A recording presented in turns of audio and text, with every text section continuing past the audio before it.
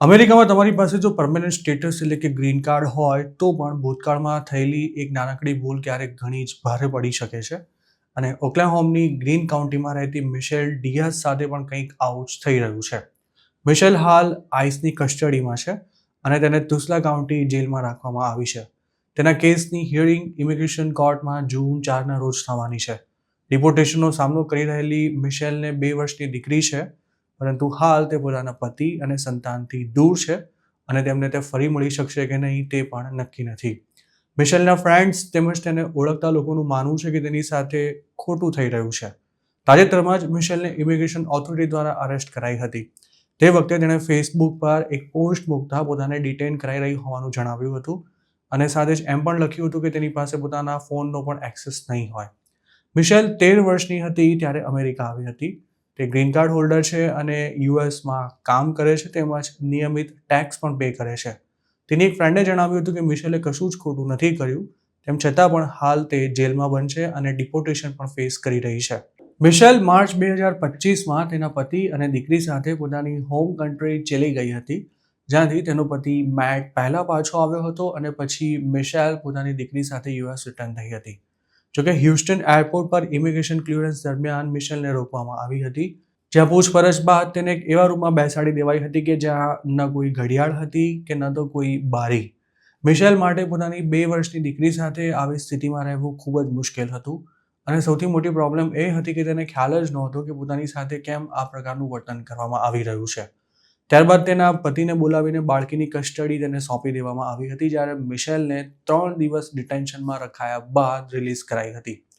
જોકે મે 7ના રોજ ઓક્લાહોમ સિટીમાં આવેલી કોર્ટમાં હિયરિંગ બાદ તેને ફરીથી અરેસ્ટ કરી લેવાઈ હતી અને હવે તેને જૂન મહિનામાં ઇમિગ્રેશન જજ સામે હાજર કરવામાં આવશે.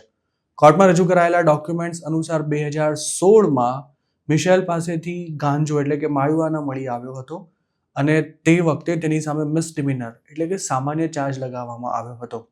આ કેસમાં મિશેલે દંડ ભરી દીધો હતો અને તેનો રેકોર્ડ પણ સીલ કરાવવાની કાર્યવાહી ચાલુ હતી.